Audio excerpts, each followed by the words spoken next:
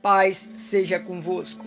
1 Coríntios capítulo 6, versículo 12, vai dizer o seguinte: todas as coisas me são lícitas, mas nem todas me convêm. Amém? Meus irmãos, em outras palavras, o apóstolo Paulo estava querendo dizer o seguinte: tudo eu posso fazer, mas nem tudo agrada a Deus. Tudo eu posso fazer, mas nem tudo me levará para o céu. Meus irmãos, é muito importante a gente aprender uma coisa: se a gente quer um dia morar com Deus, se a gente quer um dia estar lá na glória junto do Pai, a gente tem que entender que o nosso eu, a partir do momento que entregamos a nossa vida ao Senhor Jesus, ele já não existe mais. Porque não vai ser mais as nossas vontades, não vai ser mais como a gente planejava, como a gente sonhava, porque a nossa vida agora ela tem dono, a nossa vida ela é de Deus, então vai ser de acordo com a vontade de Deus. Já dizia o apóstolo Paulo: fui crucificado com Cristo e já não vivo mais eu, mas Cristo agora vive em mim. Então, a partir do momento que você decide entregar sua vida ao Senhor Jesus, não é mais como você quer, do jeito que você quer, da forma que você quer, mas é tudo do jeito e da forma e da vontade que Deus quer para a tua vida. O segredo é só confiar. Deus, ele tem sempre o melhor para cada um de nós. Você não precisa se assustar, porque a Bíblia vai dizer que a vontade dele é boa, perfeita e agradável. Só que você tem que estar debaixo dessa vontade.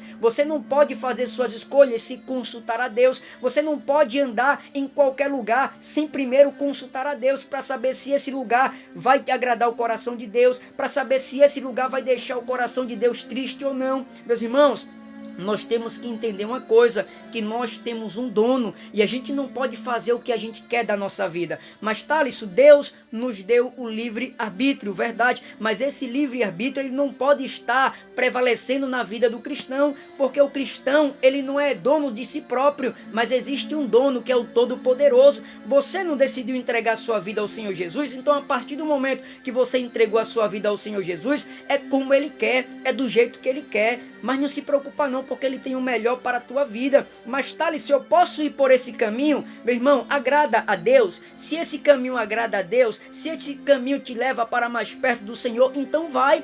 Mas se você está em caminhos que não agradam a Deus, que não vão te levar a lugar nenhum, então sai desse caminho. Olha o que a Bíblia diz no livro de Mateus, capítulo 7, versículo 13 e 14. Entrai pela porta estreita, porque larga é a porta espaçosa. Meu irmão, nessa palavra o Senhor Jesus ele não proíbe ninguém a entrar pela porta estreita ou pela porta larga. É você que vai decidir, é você que vai escolher se você vai pela porta estreita ou pela porta larga. É uma escolha sua, mas como você é cristão, como você serve a Deus, eu tenho certeza que você vai entrar pela porta estreita, porque é o caminho que vai te conduzir à salvação, é o caminho que vai te levar para mais perto de Deus. Uma pessoa que se diz cristã, ela não pode estar no caminho da porta larga, ela não pode estar no caminho que só tem coisas que desagradam ao Senhor, porque como eu falei, a gente não é dono de si próprio, existe um dono e esse dono está 24 horas com seus olhos atentos a mim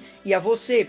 Quando Deus colocou aquele casal, Adão e Eva, no paraíso, eles deu uma ordem para aquele casal. Ele disse: olha, tá vendo esses frutos aqui? Deles vocês podem comer, deles vocês podem tocar, mas desta árvore que fica no meio do jardim, do conhecimento do bem e do mal, dessa você não pode tocar, nem comer. Meus irmãos, o que foi que aconteceu?